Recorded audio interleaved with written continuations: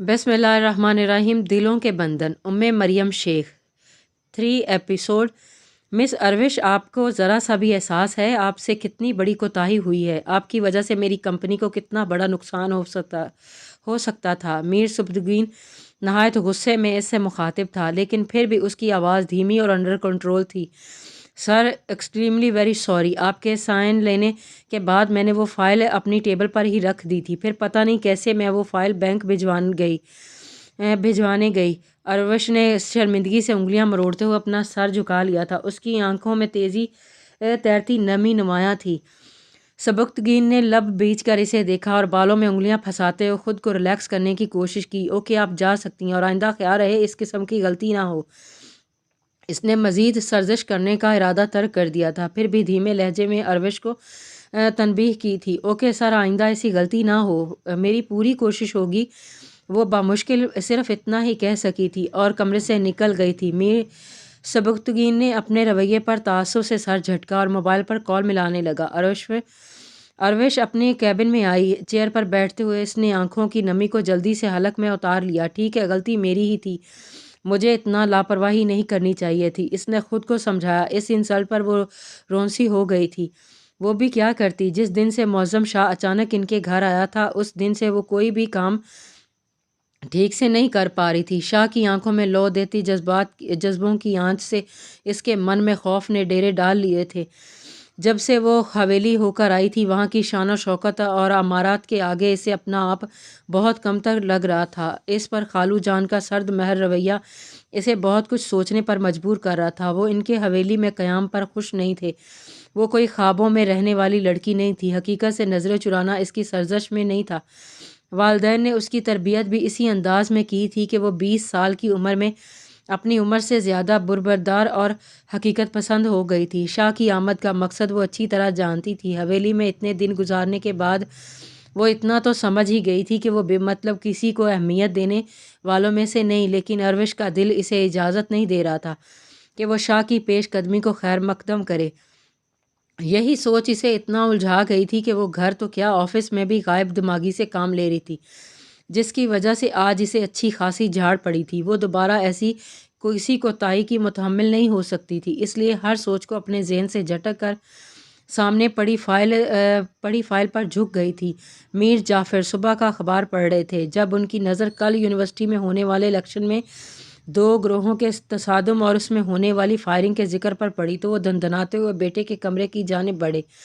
मीर सजावल नैक से तैयार होकर आईने में अपना जायज़ा लेते हुए दूसरे हाथ में मोबाइल कान से लगाए महवे गुफ्तगू था जब वो बिना दस्तक दिए अंदर दाखिल हुए। इसने आईने में बाप को चेहरे पर सख्त तासुरात लिए देखा। मैं तुमसे बाद में बात करता हूँ। इसने फ़ौरन फ़ोन बंद कर दिया।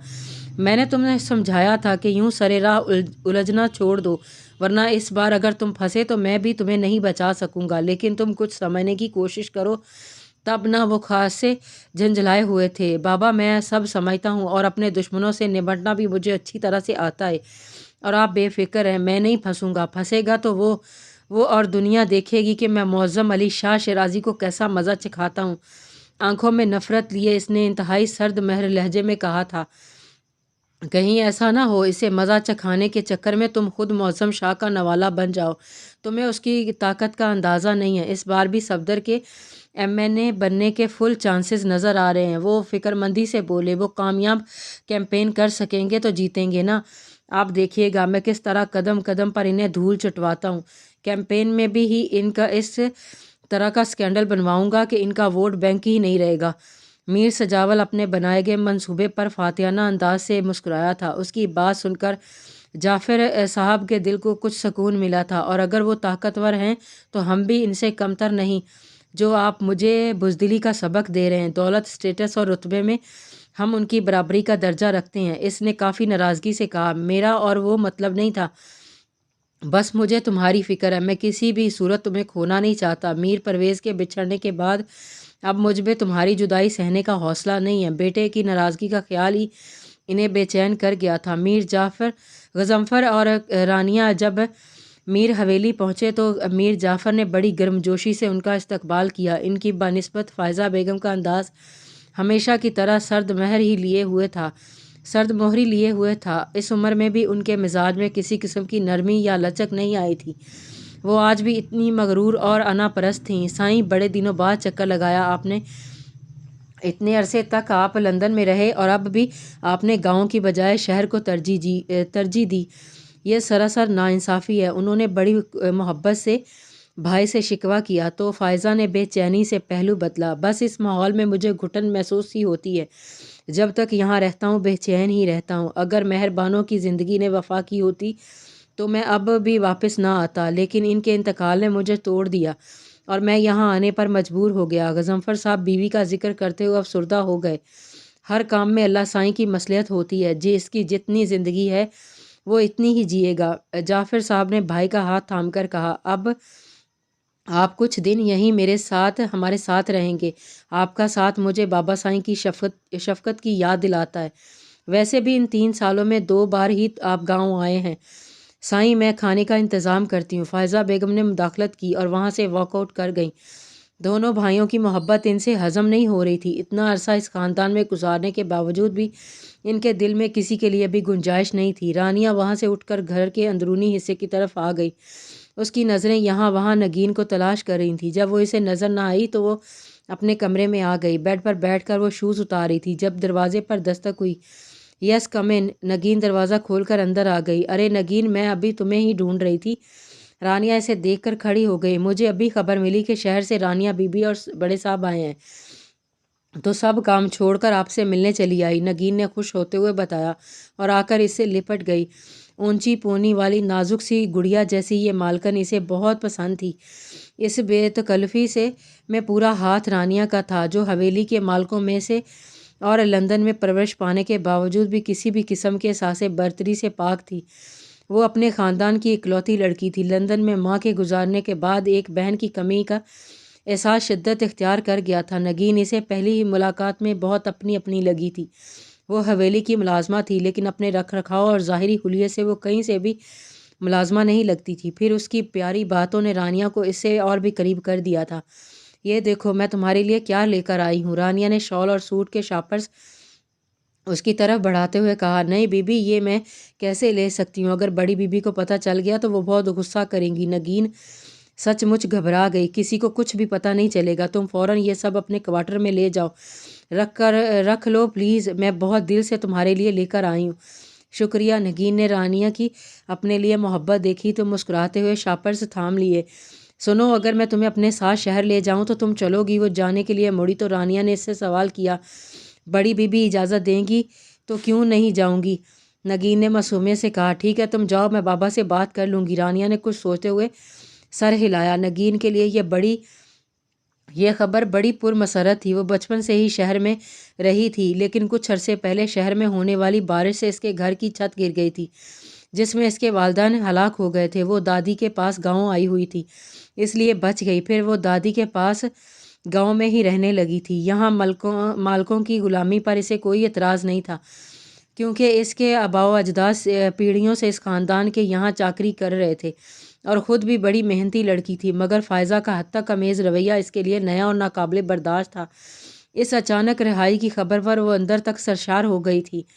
اروش گھر میں داخل ہوئی تو سامنے ایان کی ٹیوشن ٹیچر، ان کی والدہ اور ان کے ساتھ ایک اجنبی خاتون جو ایان کی ٹیچر کی ممانی تھی کو بیٹھا دیکھا تو کچھ حیران ہو کر ماں کی طرف دیکھتے ہوئے ان سب کو سلام کیا۔ یہ میری بیٹی ہے اروش، انہوں نے سامنے بیٹھی خاتون کو بتایا، تو انہوں نے کھڑے ہو کر اس کے سر پر ہاتھ رکھتے کے ساتھ ہی اسے لپٹا لیا۔ ماشاءاللہ بہت پیاری ہے، جتنی تعریف سنی تھی اس سے بڑھ کر ہی پایا ہے، ریحانہ بیگم نے مانی خیزی سے کہا تو اروش نے سوالیہ نظروں سے ماں کو دیکھا۔ تم فریش ہو جاؤ، اروش تھک گئی ہوگی، جاؤ منہ ہاتھ دھو لو۔ سمینہ نے اس کی نظروں کو نظر انداز کرتے ہوئے اسے اندر جانے کا اشارہ کیا تو اروش فوراً ہی معذرت کرتے ہوئے وہاں سے اٹھ گئی۔ تھوڑی دیر بعد سمینہ ان لوگوں کو رخصت کر کے اس کے پاس آئیں تو اس نے فوراً دریافت کیا، امی یہ لوگ ہمارے گھر کیوں آئی تھیں اور ان کے ساتھ وہ آنٹی کون تھی؟ ارے بیٹا، یہ اریبہ کی ممانی تھی۔ اس دن جب تم ان کے گھر گئیں تو ان کے بیٹے نے تمہیں پسند کر لیا اور لاہور سے اپنی ماں کو بلا بھیجا۔ وہ اسی سلسلے میں آئی تھیں، کہہ رہی تھیں کہ ان کا بیٹا یہاں جاب کرتا ہے، مستقبل میں یہیں اپنا گھر بسانے کا ارادہ رکھتا ہے، اس لیے ہم اس بارے میں سنجیدگی سے سوچ کر جواب دیں۔ شاید تم نے اس کے لڑکے کو دیکھا بھی ہے ان کے گھر۔ اریبہ بتا رہی تھی جس دن تم ان کے گھر گئی تھی وہاں وہ بھی موجود تھا۔ اریبہ نے اصابت میں سر ہلایا۔ اگر فیملی اچھی ہے اور میں باسط صاحب سے کہہ کر تھوڑی چھان بین بھی کروا لوں گی تو اس رشتے میں کوئی قباحت نہیں ہے۔ ویسے بھی وہ لوگ بڑی چاہ سے مانگ رہے ہیں تمہیں، سمینہ نے اپنے پڑوسی باسط صاحب کا حوالہ دیتے ہوئے کہا، جن کی فیملی سے ان کے گھر جیسے تعلقات تھے۔ امی، ہم اتنی جلدی کیسے انجان لوگوں پر بھروسہ کر سکتے ہیں؟ مجھے کچھ بھی ٹھیک نہیں لگ رہا۔ ویسے بھی میں اتنی جلدی آپ کو تنہا چھوڑ کر نہیں جا سکتی، کم سے کم ایان کے میٹر کرنے تک تو بالکل بھی نہیں۔ اروش نے صاف جواب دیا، اور اسے حماد کا لفرانہ رویہ بھی یاد آ گیا۔ اس دن اریبہ کے گھر ہونے والی اس ملاقات میں اسے حماد کی آنکھوں میں اپنے لیے ہوس کا بخوبی اندازہ ہو گیا تھا، اور خود پر چبھتی ہوئی نظروں نے اسے اچھا خاصا بے چین کر دیا تھا۔ وہاں 2 گھڑی بیٹھنا اس کے لیے دوبر ہو گیا تھا، کجا کہ اس کے رشتے کو امی اتنا سیریس لے رہی تھیں۔ اس بات پر وہ جھنجھلا کر رہ گئی تھی۔ سمینہ اس کے دو ٹوک جواب پر خاموش ہو کر رہ گئی۔ حماد کی اچھی جاب کا سن کر وہ اس رشتے کے لیے سنجیدہ ضرور ہو گئی تھی۔ وہ اروش کی شادی جلد سے جلد کرنے کی خواہش مند بھی تھیں، چاہتی تھی کہ ان کی زندگی میں ہی اروش اپنے گھر کی ہو جائے۔ بہرحال اس معاملے میں وہ جلد بازی یا اپنی مرضی مسلط نہیں کرنا چاہتی تھیں۔ پوری حویلی سناٹے میں ڈوبی ہوئی تھی۔ جعفر صاحب اور فائزہ بیگم کسی ڈنر میں شرکت کے لیے گئے ہوئے تھے اور اب تک واپس نہیں لوٹے تھے۔ رانیہ نے بیزاری سے ٹی وی آف کیا اور اٹھ کر میر غضنفر کے کمرے میں آ گئی۔ اس نے سوچا کہ کیوں نہ کچھ دیر ڈیڈی کے ساتھ گپ شپ لگائی جائے۔ دروازے پر دستک دیتے ہوئے وہ اندر آئی تو دیکھا کہ غضنفر صاحب سینے پر ہاتھ رکھے کراہ رہے تھے۔ وہ جلدی سے بھاگ کر ان تک پہنچی۔ ڈیڈی، آپ کی طبیعت ٹھیک نہیں لگ رہی۔ وہ ان کے سینے پر ہاتھ رکھ کر سہلاتے ہوئے بولی، چلیں، ہمیں فوراً ہاسپٹل چلنا چاہیے۔ نہیں بیٹا، میں ٹھیک ہوں، انہوں نے خود کو سنبھالتے ہوئے کہا۔ مجھے آپ بالکل بھی ٹھیک نہیں لگ رہے، پلیز ضد مت کریں، اس نے پریشانی سے کہا اور انہیں سہارا دیتے ہوئے اٹھانے لگی۔ وہ انہیں لے کر باہر نکل آئی۔ نگین، ڈرائیور سے کہو جلدی سے گاڑی نکالے۔ نگین اس کے پکارنے پر لاؤنج میں آئی، پھر آٹے قدموں کے ساتھ بھاگتے ہوئے کار پورچ کی طرف چلی گئی۔ رانیہ بمشکل میر غضنفر کو لے کر گاڑی تک پہنچی اور پھر ڈرائیور کی مدد سے انہیں گاڑی میں بٹھایا۔ خود بھی ان کے برابر بیٹھتے ہوئے ڈرائیور سے بولی، جلدی سے ہاسپٹل لے چلو۔ لیکن بی بی، ہاسپٹل پہنچنے میں تو بہت دیر لگ جائے گی، ڈرائیور نے آگاہ کیا۔ کیوں، کیا یہاں قریب میں کوئی بھی ہاسپٹل نہیں ہے؟ اس نے پریشانی سے استفادہ کیا۔ بی بی، ہاسپٹل تو ہے مگر اس علاقے میں میروں کا جانا ممنوع ہے۔ مجھے کچھ نہیں پتا، تم بس فوراً وہاں لے چلو، باقی باتیں بعد میں دیکھ لیں گے، اس نے انتہائی پریشانی کے عالم میں باپ کو دیکھتے ہوئے کہا۔ مگر بی بی، وہاں جانا خطرے سے خالی نہیں، آپ نہیں جانتے معظم شاہ کتنا شفاق انسان ہے، غلطی سے بھی کوئی اس طرف چلا جائے تو اسے معاف نہیں کرتا، اور میر نگر کے لوگوں کو تو وہ انسان ہی نہیں سمجھتا۔ ڈرائیور نے بے بسی سے کہا۔ سچ تو یہ تھا کہ وہ خود بھی وہاں جاتے ہوئے گھبرا رہا تھا۔ عام حالات میں تو وہ شاہ پور جانے والے راستے سے گزرنے کا بھی سوچ بھی نہیں سکتا تھا، کیونکہ آج تک میر نگر سے اگر کوئی بھٹک کر بھی اس طرف گیا تھا تو زندہ واپس نہیں آیا تھا، اور یہی بات اسے ہولائے دے رہی تھی۔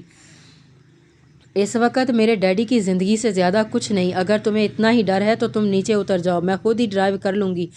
رانیہ تنگ آ کر بولی، ٹھیک ہے بی بی، میں لے چلتا ہوں۔ ڈرائیور کو چاروں ماننا ہی پڑا تھا، نہ ماننے کی صورت میں بھی اس کا نقصان تھا، کیونکہ پھر میر جعفر علی کے غضب سے اسے کون بچاتا۔ 10 منٹ کی ڈرائیو کے بعد وہ لوگ مختوم شاہ شیرازی کے ہاسپٹل میں موجود تھے۔ رات کے 12 بج رہے تھے۔ مختوم شاہ اب گھر کے لیے نکلنے ہی والا تھا، کیونکہ اس وقت مریضوں کی آمد و رفت نہ ہونے کے برابر ہی ہوتی تھی۔ اس نے سٹاف کو یہ ہدایت کی ہوئی تھی کہ ایمرجنسی کی صورت میں بلا جھجک رات کے کسی بھی پہر اسے کال کر کے بلا لیا جائے۔ کیا ہوا ہے انہیں؟ ڈاکٹر مختوم شاہ نے فوراً انہیں اٹینڈ کیا تھا۔ یہ میرے ڈیڈی ہیں، میر غضنفر علی، ہارٹ پیشنٹ ہیں۔ رانیہ نے رونسی ہو کر مطلع کیا۔ ڈاکٹر مختوم شاہ نے اس کے تعارف پر چونک کر اس کی طرف دیکھا، پھر اپنے تاثرات چھپاتے ہوئے کہا، آپ ٹینس نہ ہوں، میں ابھی چیک اپ کر لیتا ہوں، تب تک آپ باہر بیٹھ کر انتظار کریں۔ مختوم شاہ اسے باہر بھیج کر ابتدائی طبی امداد دینے میں مصروف ہو گیا۔ کچھ دیر بعد فارغ ہو کر باہر نکلا تو وہ بے چینی سے کوریڈور میں ٹہل رہی تھی۔ اسے دیکھ کر جلدی سے اس کے پاس آئی۔ ڈیڈی کی طبیعت کیسی ہے اب؟ اس نے بے تابی سے سوال کیا۔ سیریس ہونے والی بات نہیں، دھڑکن تیز ہو گئی تھی، بی پی ہائی کی وجہ سے۔ میں نے ڈوز دے دیا ہے، کچھ دیر میں آپ انہیں گھر لے جا سکتی ہیں۔ اس کا جواب سن کر رانیہ نے اطمینان بھری سانس لی۔ ویسے پوچھ سکتا ہوں یہاں آنے کا مشورہ آپ کو کس نے دیا تھا؟ مختوم شاہ نے مسکراہٹ دبا کر سوال کیا۔ جی، اس نے حوانکوں کی طرح اس کی طرف دیکھا، پھر کچھ خیال آنے پر خود ہی وضاحت دینے لگی۔ ڈرائیور نے تو منع کیا تھا، مگر ڈیڈی کی حالت دیکھ کر میں بہت گھبرا گئی تھی، اس لیے جو مجھے صحیح لگا میں نے وہی کیا۔ کیا آپ بھی خاندانی دشمنیوں کو مد نظر رکھتے ہوئے علاج کرتے ہیں؟ اس نے الٹا اسی پر ہی سوال داغ دیا تھا۔ نہیں، میں انسانیت کو مد نظر رکھتا ہوں، اور مجھے میرا پیشہ یہ اجازت نہیں دیتا کہ میں علاج کرتے ہوئے دوست یا دشمن کے فرق کو سامنے رکھوں۔ میرے لیے سب انسان برابر ہیں، اور ویسے بھی میں اس دشمنی کو بے معنی سمجھتا ہوں۔ اس کے جواب پر رانیہ کے چہرے پر ہلکی سی مسکراہٹ نے چھپ دکھائی، جسے مختوم شاہ نے بڑی دلچسپی سے دیکھا تھا۔ آج پھر وہ اس کا راستہ روکے کھڑا تھا، اور زرتاج ڈری سہمی سی اس کی نظروں کے حصار میں تھی۔ آج رات تم مجھ سے ملنے آؤ گی، نہر کے پچھلے والے کھیتوں میں۔ کل؟ آج دل کر رہا ہے فرصت سے سامنے بٹھا کر تمہارا دیدار کروں۔ یہ پل دو پل کی ملاقاتیں تو کمبخت نہ دل کو سیراب کرتی ہیں نہ آنکھوں کو۔ میر سجاول اس کے نازک نقوش سے سجے چہرے کو نظروں میں سموئے کذاب کے عالم میں دیکھ بولا۔ اس کی فرمائش پر زرتاج کی ٹانگیں کانپنے لگیں۔ میر کی ذہنی حالت پر شبہ ہونے لگا۔ اس نے بے یقینی سے اس کی طرف دیکھا۔ میر پوری توجہ سے زرتاج کی طرف ہی دیکھ رہا تھا۔ اس کی توجہ پڑھ کر اس کی سوچ پڑھ کر اس نے ایک زبردست کہکہ لگایا۔ زرتاج، تم جو بھی سمجھو، مگر آج میں تمہیں بخشنے والا نہیں۔ تم نے میری نیند، سکون، سب کچھ برباد کیا ہوا ہے۔ آج رات کی ملاقات ہماری محبت کی داستان کی کتاب میں سنہری حروف سے لکھی جائے گی۔ بولو جانم، پوری کرو گی نا میری خواہش؟ اس کی آنکھوں میں شرارت ناچ رہی تھی۔ اس وقت وہ بلیک کلر کی شلوار سوٹ پر گلے میں اجرک لٹکائے ہوئے تھا۔ گرمی کی حدت سے اس کی گلابی مائع سفید دھمکتی رنگت سرخ پڑ رہی تھی۔ زرتاج نے اسے نظر بھر کر دیکھا۔ اس طرح کیوں دیکھ رہی ہو؟ کیا بہت اچھا لگ رہا ہوں؟ ڈونٹ وری، تمہارا ہی ہوں، زندگی بھر دیکھتی رہنا۔ اس کے اس طرح توجہ سے دیکھنے کو میر سجاول کی تیز نظروں نے فوراً نوٹ کیا۔ وہ مسکراہٹ دبا کر بولا، میر سائیں، مجھے معاف کر دیں، میں ایسا کچھ نہیں کر سکتی۔ مجھے اتنی بڑی آزمائش میں مت ڈالیں۔ آپ کے گھر میں بھی ماں بہن ہے، عزت سب کی سانجھی ہوتی ہے۔ میرے ماں باپ کے پاس عزت کے سوا کچھ بھی نہیں ہے، پلیز ہم پر رحم کریں۔ بے بسی سے کہتے ہوئے زرتاج کی آنکھیں آنسوؤں سے بھر گئیں۔ عزت ہی تو بنانا چاہتا ہوں تمہیں، اگر صرف دل لگی کی ہوتی تو کب کا اٹھا کر لے جاتا، میر نے برہمی سے کہا۔ شدت جذبات سے اس کی آنکھیں سرخ ہو گئیں۔ زرتاج کے آنسو اس سے برداشت نہیں ہو رہے تھے۔ زرتاج نے لرز کر اسے دیکھا۔ آپ محلوں میں بسنے والے، اور میں آپ کے قدموں کی خاک کے برابر بھی نہیں۔ آپ کا اور میرا کیا کوئی جوڑ نہیں ہے؟ آخر آپ سمجھتے کیوں نہیں ہیں؟ زرتاج نے بہت سنبھل کر اپنی بات پوری کی۔ مشکل تو یہ تھی کہ اس کے وہ برہم بھی نہیں ہو سکتی تھی۔ دیکھو زری، میں سمجھانے کے موڈ میں بالکل نہیں ہوں۔ تمہیں کہہ دیا رات کو آنا ہے تو آنا ہے، اپنی ہاؤ۔ اگر تم نہیں آئیں تو یاد رکھنا، تو جو میرے دل میں آئے گا میں وہی کروں گا، اور مجھے کوئی نہیں روک سکتا، یہ تم اچھی طرح جانتی ہو۔ اس کا اشارہ معظم شاہ شیرازی کی طرف تھا۔ وہ دو ٹوک لہجے میں بولا۔ اس کا موڈ یکدم ہی بدل چکا تھا۔ یہ کہہ کر وہ رکا نہیں، فوراً ہی گاڑی بڑھا لے گیا تھا۔ زرتاج کی سوچ اس بات سے آگے ہی نہیں جا رہی تھی کہ میر سجاول اور اس کے خاندان میں زمین آسمان کا فرق ہی کیوں نہ ہو، مگر یہ فرق کوئی معنی نہیں رکھتا تھا اس حقیقت کے سامنے کہ وہ شاہ پور کی باسی تھی، اور معظم شاہ میروں کے لیے موت کی علامت تھا۔ کمرے میں مکمل اندھیرا چھایا ہوا تھا۔ معظم شاہ بے سود سو رہا تھا جب موبائل کی رنگ مسلسل بجنے سے اس کی نیند میں خلل پیدا ہوا، اور اس نے بیزاری سے کروٹ بدل کر سائیڈ ٹیبل سے موبائل اٹھا کر دیکھا تھا۔ اسکرین پر جگمگاتا نمبر دیکھ کر اسے مجبوراً کال اٹینڈ کرنا پڑی۔ ہیلو، انتہائی بگڑے ہوئے تیوروں کے ساتھ کہتے ہوئے معظم شاہ نے اپنے بالوں میں ہاتھ پھیرا۔ دوسری طرف کال پر جو کوئی بھی تھا، اس کی بات سن کر اس کے ماتھے پر لاتعداد شکنیں پڑ گئی تھیں۔ رات کی ڈرنک سے اس کا سر بھاری ہو رہا تھا۔ اس خبر نے تو اس کا دماغ ہی گھما دیا تھا۔ یہ خبر اس کی سماعتوں پر بجلی بن کر گری تھی کہ مختوم شاہ نے میر حویلی میں بسنے والوں کا علاج کیا تھا، جس کا وجود بھی وہ بڑی مشکل سے اس زمین پر برداشت کر رہا تھا۔ اس کا بس نہیں چل رہا تھا کہ وہ اپنے ہی بھائی کی بوٹی بوٹی کر دے۔ وہ تو گاؤں میں اس کے ہاسپٹل کھولنے کے ہی خلاف تھا۔ اس خبر نے جلتی پر تیل کا کام کیا تھا۔ اس نے فوراً فون بند کر کے ٹائم دیکھا تو صبح کے 6 بجے تھے۔ شاہ نے اسی وقت گاؤں روانہ ہونے کا فیصلہ کیا اور کمفرٹیبل ہٹا کر بیڈ سے اتر آیا تھا۔ وہ شاور لے کر باتھ روم سے نکلا تو بیزاری سے بیڈ پر सोए हुए वजूद पर नज़र डाली और शीशे में बाल बनाकर पलटा। उठो। शाह के कंधे हिलाने पर इस वजूद ने कसमसा कर आंखें खोली। मुझे गांव के लिए निकलना है, इसी वक्त तुम जल्दी उठकर तैयार हो जाओ और जहां जाना चाहती हो ड्राइवर तुम्हें वहां ड्रॉप कर देगा। इसने साइड टेबल से चेक बुक और पेन निकाला और वहीं खड़े खड़े चेक साइन करके इसकी तरफ बढ़ाया। शाह, ये क्या? आपने तो वादा किया था कि आज हम लंच भी साथ करेंगे, लेकिन आपने तो हमेशा की तरह सुबह होते ही आंखें बदल लीं। वो चेक हाथ में पकड़े बड़ी अदा से शाह के गले में बाहें डालकर आंखें मटकाते हुए बोली। शाह ने बड़ी बेदर्दी से इसे खुद से दूर झटक दिया। शाह का रात वाला खुमार अब उतर चुका था। जितना कहा है इतना करो, हरी आप। रही बात लंच की तो वो फिर किसी और दिन पर रख लेंगे, शाह ने इंतहाई सर्द मोहरी से कहा और फौरन ही दरवाज़ा खोलकर बाहर निकल गया था। जारी है।